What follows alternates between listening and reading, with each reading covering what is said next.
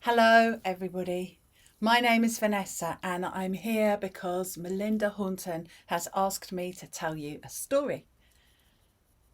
Our story starts long ago with a mirror, like this. Now, it was no ordinary mirror because it was made by the evilest demon in the whole of history, and it was magic. So when you looked into it, all you could see was the ugly, boring, sad and cruel things in the world. So if you had like a little spot on your chin or something and you looked in the mirror, it looked like a great big dripping globule. And if you looked in the mirror at a reflection of children playing, all you'd be able to see would be how mean and cruel they were being to each other. The mirror used to make people very sad, and the demon thought this was hilarious, and he went around the world showing the mirror to people and laughing at how sad it made them. And one day, the demon thought how funny it would be to take the mirror up to heaven to show God and the angels. And so the demon and all his demonic friends took the mirror and started to fly with it up towards heaven, higher and higher.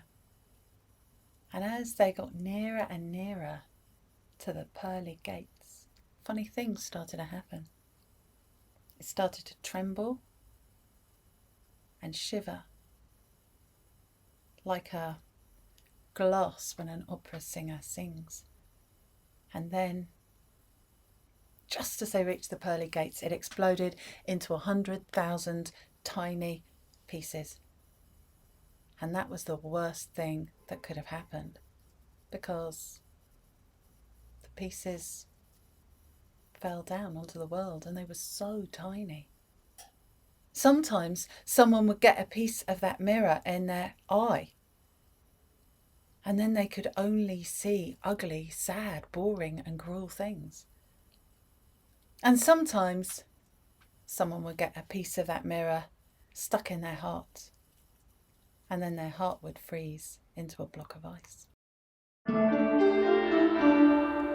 Our story starts with a city, and there were two very tall buildings next to the river which ran through the park. At the top of one lived Kay, who was a boy. At the top of the other lived Gerda, who was a girl, and they were best friends. So their houses were both at the top, but there was a balcony which came out, which basically joined them because they were so close together. And so Kay and Gerda used to go out and play on the balcony. And in the summer, they would grow strawberries out on the balcony, and they'd watch them flowering, and then they would pick the fruit, which sometimes weren't very big, but all the sweeter for having grown them themselves. And they would play out in the park and by the river, where they had little boats that you could row with. And in the winter, they would go to Gerda's grandma. Because Gerda didn't have a mum, she had a grandma, and her grandma was so lovely and used to give them hot chocolate and tell them stories, and they would sit around this stove, this little stove that would warm the whole kitchen. And one day it was winter and they were in Gerda's grandma's. It was snowing very, very hard. And the glass of all the windows was completely frosted over with lots of feathery patterns. And Kay wanted to see out, but he couldn't see because it was frosty. And so the grandma went and got a little coin. She put it on the stove and warmed it up. And then she put it against the frost on the window and melted a little peephole so that he could look through. And he looked through and he was like, oh, look at it. It's like white bees. And then, because he'd been learning about bees in school, he said, does the snow have a queen, like bees have a queen? Oh, yes, said Gerda's grandma. The queen of the snow is the most powerful and intelligent of them all. She never rests. She just flies from house to house to house, looking in at the windows at ordinary people like us. And Gerda said, although she wouldn't come in though, would she?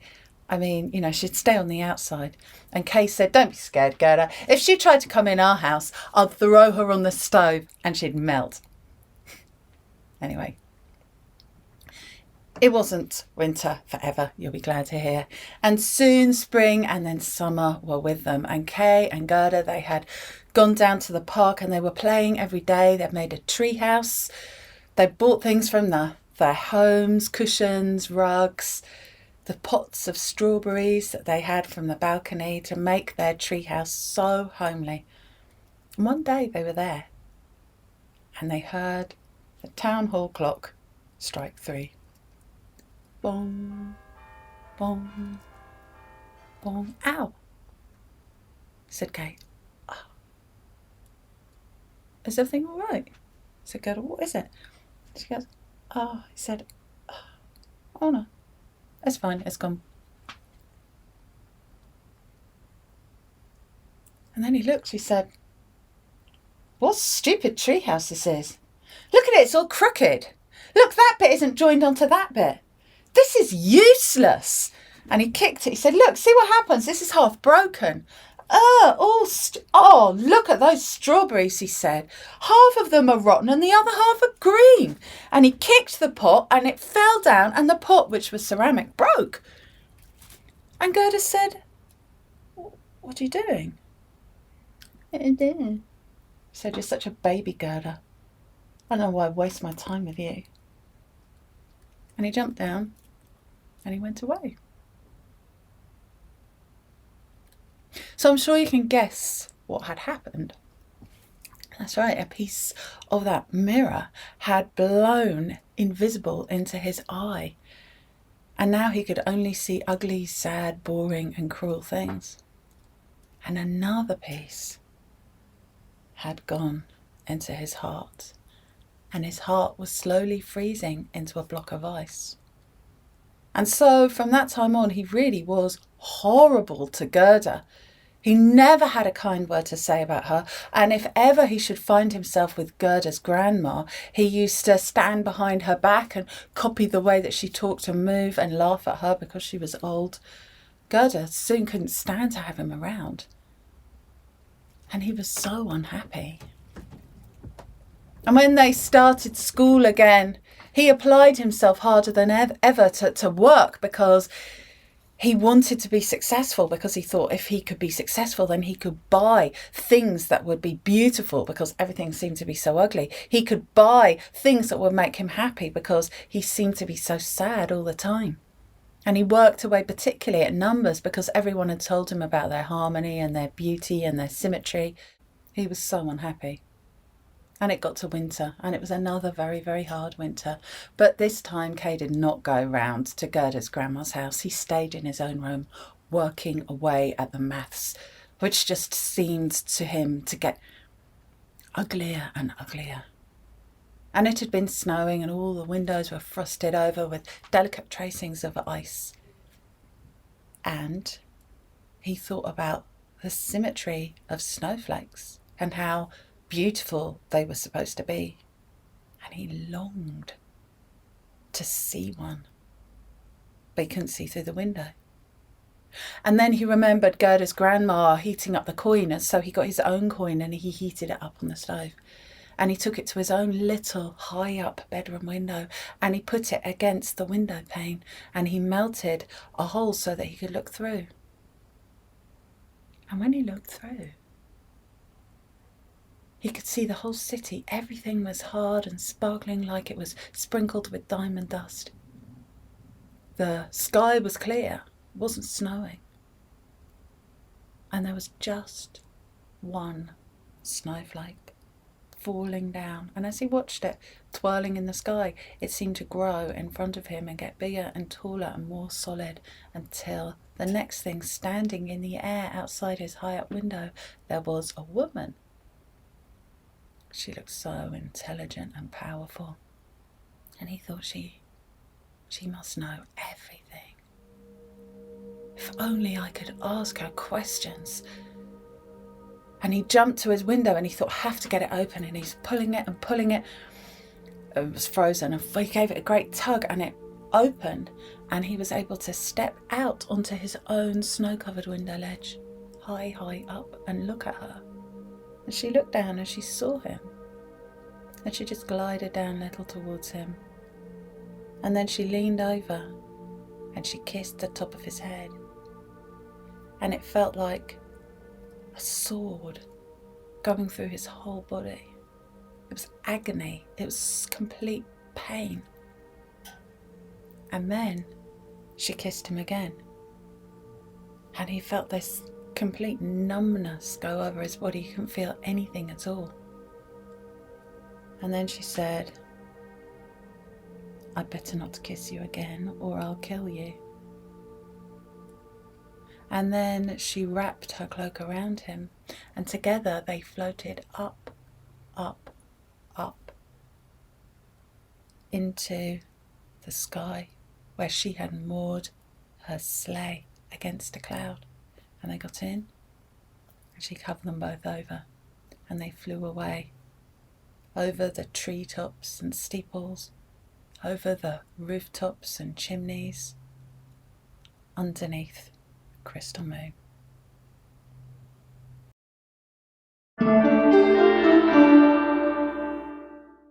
You remember that we left Kay taken far away, and the next morning, of course, all the adults came and they found his window open and he was gone. And they searched the city for him. They thought he must have climbed out of the window, and there'd been a new full of snow, so nobody could find any footprints. And there was some broken ice by the river, and they had come to the conclusion that he had fallen in the river, or perhaps even thrown himself in the river and drowned, and that he was dead. And that was what they went with. And of course, Gerda, his friend, she was simply presented with the fact that the person who she had grown up with as her dearest and closest friend of all was dead.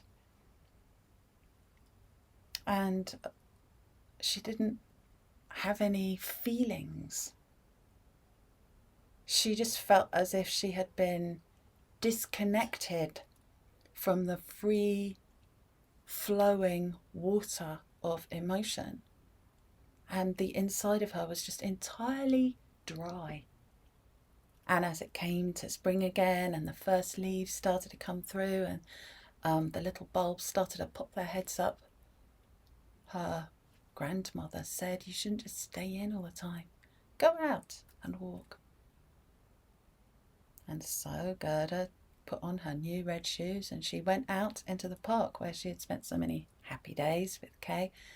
And she walked and the birds were singing around and it was a real warm spring day. And she thought, me and Kay used to come here. She thought, maybe I just don't accept that he's dead. And she said out loud, Kay is dead. And a little bird flew past, singing, I don't believe it. And she said, Kay is dead. And another bird flew past singing, I don't believe it. And then she thought, you know what? I don't believe it either. I'm going to go and look for him. And so, the next morning early, before her grandma was awake, Gerda put on her new red shoes again. She went out, she put to her grandma, she went down all the stairs, out into the park where the sun was just coming up. And she thought, I'll start looking at the river. Because they said it'd fallen in the water and drowned, maybe the fish will know. And so she went to the edge where all the little painted boats were. And she spoke to the fish. She said, oh, excuse me, I'm looking for Kay, my best friend. He's got curly black hair, bright eyes. They didn't answer. I mean, what she didn't know was that the fish couldn't hear her because they had water in their ears. But she thought it was because they were the baby ones who were close to the edge, and if she could only ask the big wise ones in the middle of the river, she would get a better answer. And she craned over, but she couldn't reach because it was quite a wide river. And then she saw the boat and she thought, oh, if I could just climb into this boat, I'll be able to lean much further over. A little red painted, cheerful little boat. She got into it, and as soon as she did, the boat started to take itself away from the edge. It was so gentle that for a moment Gerda didn't realise that the boat was moving until she looked back and she saw that she couldn't get back onto the edge, and she called out, oh, help! But nobody was up because it was so early. And the next moment the boat started to move, as if drawn by invisible hands. It flew so fast down the river. Everything seemed to be rushing past her, speeded up. First the park, then the city, then the industrial places, the warehouses with all their smoky chimneys, then the orchards and the market gardens, and then just mountains and fields and wild places. And she was crying out all the time, help, help, somebody stop me. But nobody was around until she saw in the distance this big, magnificent looking kind of chateau next to the river. And she could see there was a wall, and she could see there was like a little jetty or a wharf, and she could see this woman all covered in kind of multicoloured things. So she just had time to cry out, help, when she saw this woman just dive into the water. She had a hooked stick, and she yanked hold of the boat with her hooked stick, and she pulled it right to the edge. And Gerda got out and she said, oh, thank you. And then she saw the woman who had done it was old. I mean, she was old. She looked about 100. She was all wizened. Gerda said, oh, thank you, grandmother, politely calling her grandmother. You're so strong. And the old woman goes, you've come a long way. Yes, said Gerda, I'm looking for my friend. So he's about my height, but he's got curly black hair and really bright eyes. Well, he used to. Have you seen him? And the old woman goes, no, not yet. But everybody comes by my house sooner or later. Why don't you come inside and wait for him? Oh, thank you, she said. And she followed the woman into this beautiful house. So it had every kind of flower inside. It was decked all over with books and beautiful objects and lovely tapestries, and there was a table, and beyond that are French windows leading out into a garden which seemed to have every fruit that's ever been in season ever, and every kind of flower from all parts of the world. This riot of beauty. And the table was set for breakfast, and there was pancakes. So now you are welcome to eat your vanilla thing, whatever it is. So Gerda had pancakes, and they looked so good for breakfast. She hadn't had any, and she went, oh, are you sure? And the woman goes, yeah. And so she rolled it up and she bit into it. And the moment she bit into it, she forgot everything. She forgot all about her grandma, about the city. She even forgot about Kay. Because, as you've probably guessed, the old woman had enchanted those pancakes. They were magic, and she herself was a witch. She wasn't a wicked, horrible witch. She was just the kind of witch who really wanted a little girl for her own and didn't have one. And what better little girl than this one? And so, while Gerda was eating the enchanted pancakes, the woman was out in the garden looking for the strawberry plants, because she knew by her arts that if Gerda should ever see so much as the petal of a strawberry flower, if she should see a strawberry, then she would immediately be reminded of Kay and the spell would be broken. And so the woman went into the garden. Every time she came to a strawberry plant, she pointed her stick at it, and it just folded itself down back into the ground, hiding. And then she came back. And she said, "Shall I comb your hair?" "Thank you," said Gerda. So Gerda stayed there. Sometimes the witch was like a mother to her. Sometimes she was like a big sister or a playmate. Sometimes she was like a grandmother. But Gerda didn't know anybody else or think of anyone else, and they always had lovely food to eat, and they had beautiful games to play, and they dressed in wonderful golden clothes. She had a handbag, and she had all the jewels, and she had lovely golden shoes and every kind of toy to play with, and she was allowed to play out in the garden. But more than anything, day after day in the witch's house, it was the most beautiful summer. So the witch loved to adorn herself with wonderful clothes covered in flowers and fruit. And one day she called Gerda to her, and she said, "Come here and let me comb your hair for you." "Of course," said Gerda, and she looked up at the witch, and she saw the witch had a new hat which had all these fruits on them, and one of the fruits, it was only plastic or wax, but it was a strawberry. See, the witch had remembered about all the real strawberries, but she had forgotten the fake one on her hat. And as soon as Gerda saw it, everything came flooding back. And she realised that she had been kidnapped and she had been kept there, who knows how long for. And her heart started to pound, but she kept her face normal, and she said, "Oh, can I go out and play outside?"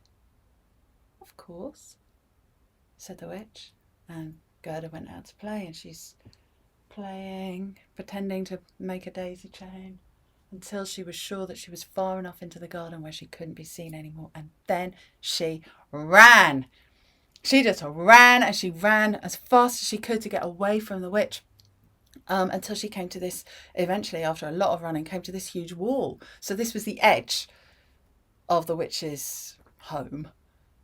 And the wall just seemed to go up and up and up. You couldn't see the top of it, and it went this way as far as you could see, and this way, and there was a gate in it, a huge wrought iron rusty gate, so strong, and it was locked.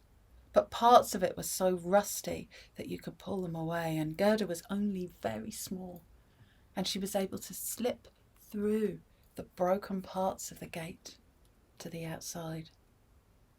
When she got outside, she had a terrible shock. Well, that is the end of part 2, and I'll see you in a bit for part 3.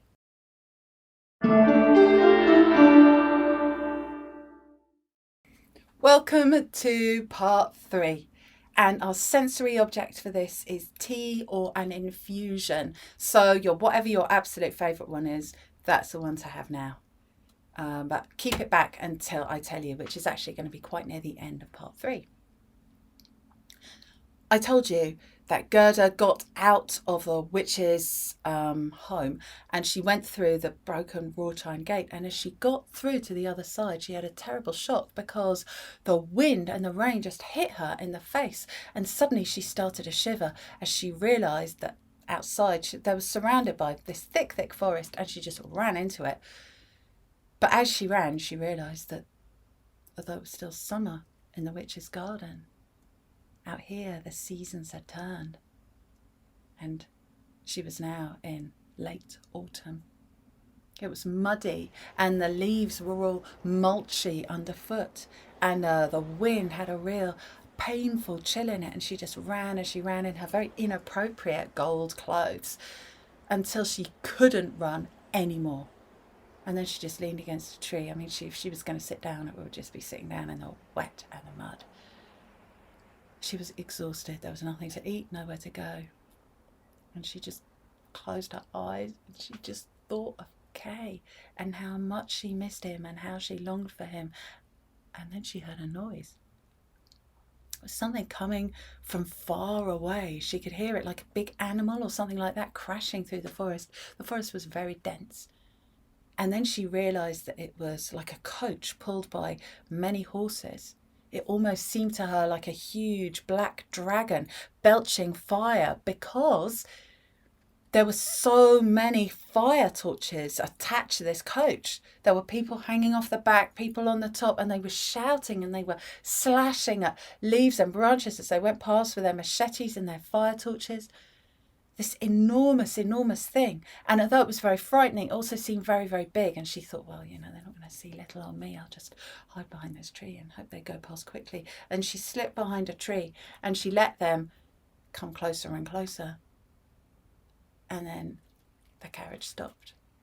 And the horses were steaming and snorting and everybody was shouting around, what's going on? Why have we stopped? These rough-looking men. And the door to the carriage clicked open and out stepped the queen of the robbers. She was a robber queen and she had a very sharp machete with her. And she goes, wait everybody, what have we here? A little girl. Oh, what a dear little golden dress and a necklace too. I'll have that. And so Gerda had to take off the necklace and give it to her. The bangles, she said, I'll have those. That little bag, she said, I'll have that. And she said, I'll have you for my roasting spit tonight. Ow! So the reason she said ow was because her daughter, the robber girl, had jumped onto her back and bitten her ear really hard and drawn blood. And the daughter goes, no, you're not going to have her for your roasting spit. You always have people for your roasting spit. I'm going to have her for my best friend. And me and my best friend are going to ride in the carriage because we're sick of hanging out the back where it's so cold and wet. And all the robbers went, don't you love her? Don't you love her? Let her ride inside. And the robber queen was pretty annoyed about it, but she didn't want to lose face. And she thought if she tried to have a fight and stand up against her own daughter, it would look even worse. So she kind of very gracefully agreed that they could go inside. And so they went in. And Gerda just found herself being yanked in next to this robber girl whose hair was completely shaved off. She was utterly, utterly bald. And she had no teeth apart from just some blackened stumps. But her eyes were very, very bright. And she went, this is good, isn't it? We're in the carriage. And the carriage just set off and they were being shaken around like beans inside a maraca. And Gerda was just kind of nodding, and the robber girl goes, what are you doing in the forest anyway?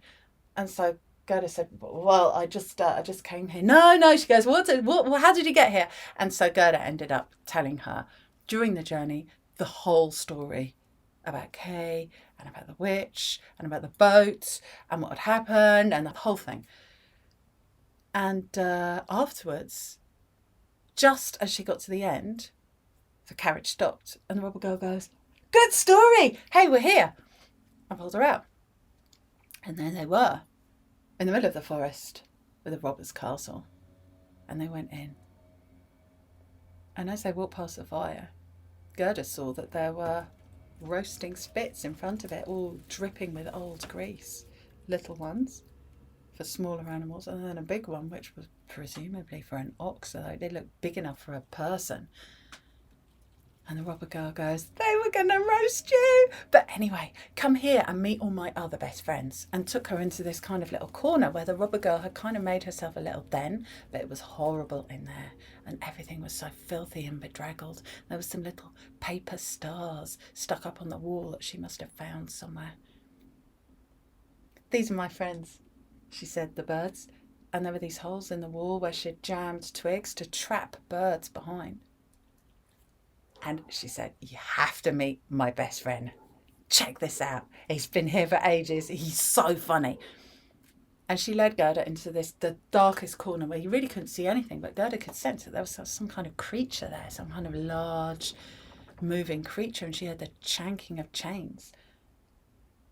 And this being came out with great big enormous antlers.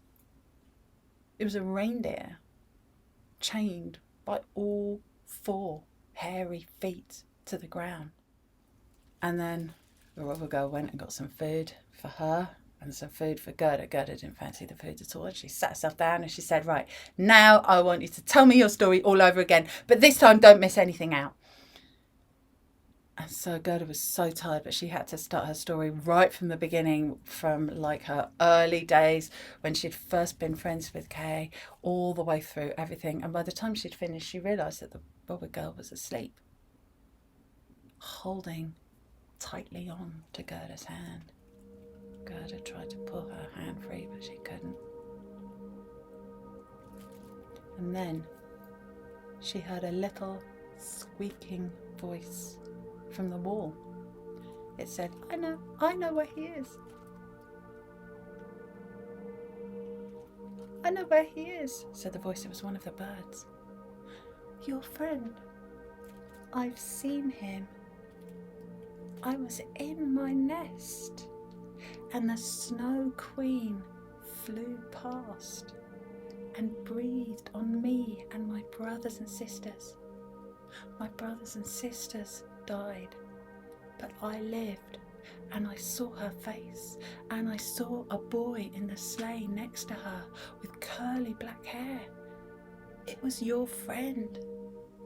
He would be in the palace of the Snow Queen. And Gerda said, oh, your poor brothers and sisters. She said, I'm so sorry to hear that. Where is the palace of the Snow Queen?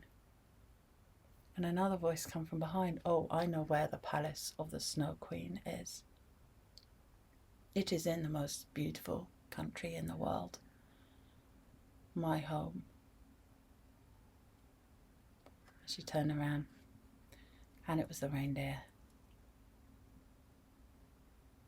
I know where this palace is, he said. It is in Lapland. I would take you there if I was not chained so. Early in the morning, Gerda woke up the robber girl. She told the robber girl what the animals had said, and she said, please, please, please, let the reindeer take me there. He said that he will. He knows where Kay is, please. And the robber girl goes, but he's tied up here. She said, well, untie him. Haven't you got the key? She said, well, probably I could cut it. This is pretty sharp. She said, but he's my friend. I don't want to have any friends. And Gerda said, we're friends. True friends help each other. Oh, I can easily get other friends. And she, with her knife, she just broke the chains on the reindeer's feet. They went quietly out. Everybody else, all the other robbers, were fast asleep and had been for some time. They all went out into the darkness of just pre-dawn forest. And Gerda got onto the reindeer's back, and the robber girl goes, you are gonna freeze. And she took off her big fur coat and she wrapped it around Gerda. And Gerda said, you really are a true friend. Ah, stop it, said the robber girl. Hope you find him. And Gerda felt the wide, hairy back of this reindeer start to move underneath her. And as they went forward, Gerda just glanced back one more time, and for a moment it seemed as if the robber girl was crying. But only for a moment. And then she waved, and the next thing, the reindeer started to gallop.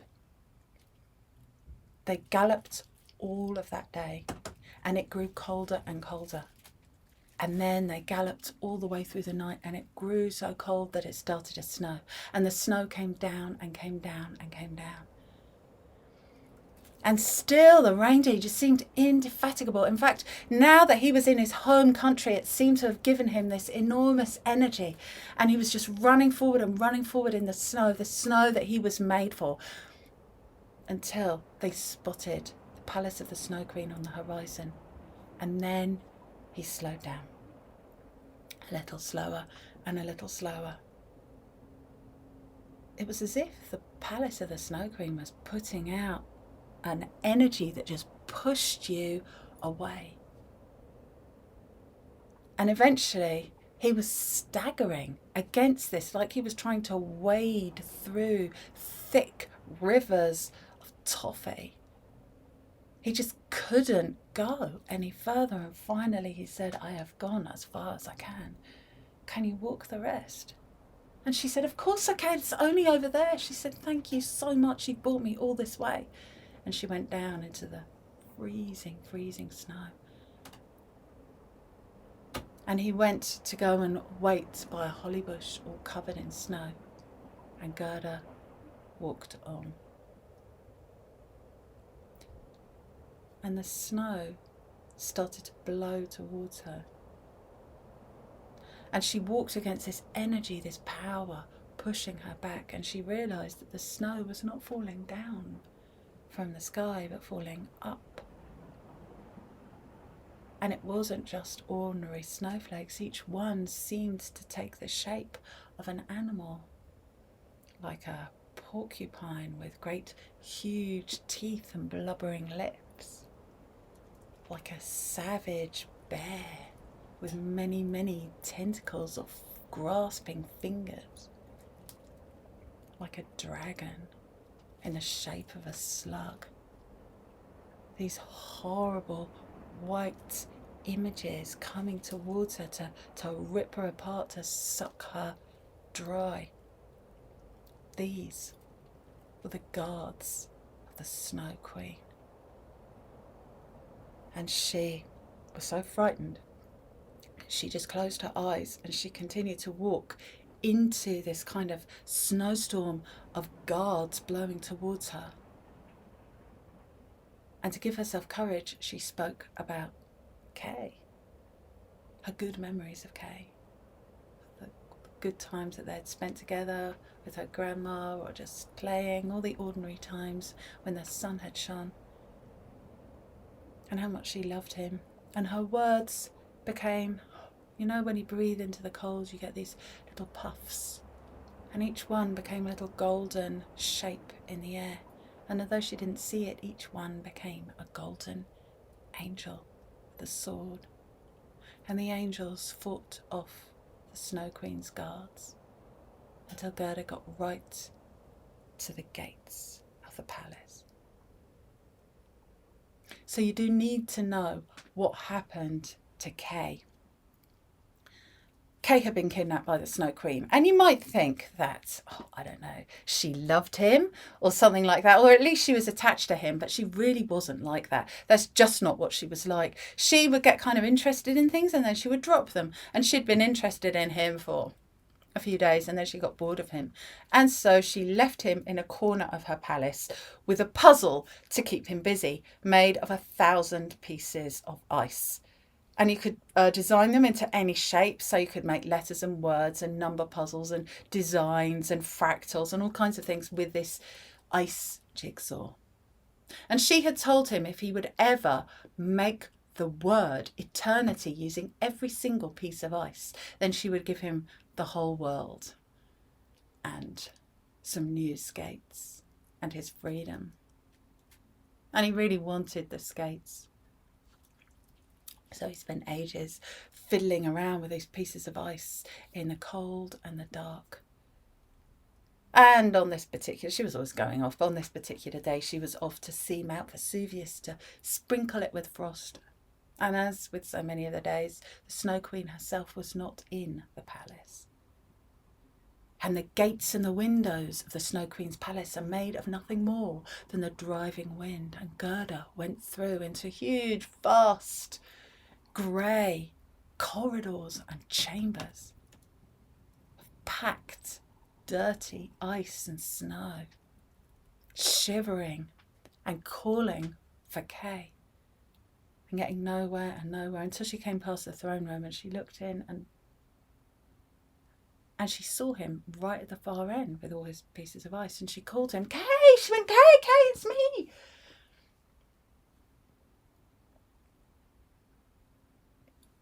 But he didn't answer. And she called him again and he didn't answer, and she thought maybe he can't hear. And so, very carefully, not to slip, she made her way over to where he was kneeling down with all this ice spread out around him. And she tapped him on the shoulder and she goes, "Kay, it's me, it's me." And he looked around and he saw her and he goes, "Oh, it's you. Can't you leave me alone? Can I not go anywhere to get away from you? Can't you see I'm busy? Go away."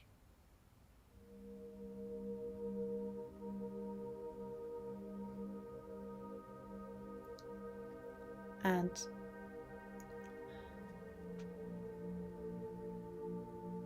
you know, she'd been through quite a lot because she'd been kidnapped by a witch and she'd been kidnapped by robbers and she'd almost frozen to death and she'd almost been nibbled away by rats and she'd almost been eaten and she'd almost been drowned. There's so many awful things that happened to her, and at no point had she even thought about crying.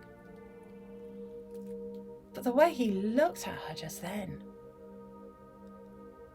not only did he not love her, not only did he not like her, he just wasn't in the slightest bit interested. And she felt tears coming in her eye, and then the next thing, a tear rolled down her nose and it fell onto Kay's head. And it rolled down his face into his eye and washed out the tiny piece of mirror. And he goes, "How cold and dismal it is here." But she was still crying, and another one of her tears fell onto his shoulder and down onto his chest, melting the ice. His heart was warm again, and he jumped up and he looked at her and he goes, "Gerda," he said, it's me, it's Kay, it's your best friend." And he put his arms around her and he embraced her. And for a moment, the universe was so happy that all the pieces of ice laid out started to dance around them in the air, and when they got tired of dancing, they laid themselves down to form the word eternity. So the spell was broken, and now Gerda and Kay could walk freely out of the Snow Queen's palace, and they went to the reindeer who was waiting for them on the holly bush half covered in snow, and they got on the reindeer's back, and the reindeer faithfully carried them back through the snowy forest, back past all the houses and the market gardens and the industrial places and the park, back into the city with all the winding streets and the tall buildings. And they left the reindeer grazing in the park happily to go and find Gerda's grandma. Footsteps coming all the way down the stairs. "Who is it? Who is?" Opened the door, and it was Gerda's grandma. And she looked at them. And for a moment, she didn't recognise them because they had grown up. And then she knew who they were, and her joy was complete. And they all went up the stairs together, and they went out onto the balcony where there were many pots of strawberries, all fruiting and flowering, and they had tea. And you can have tea too if you want. And it was summer, glorious summer. And they all lived happily ever after.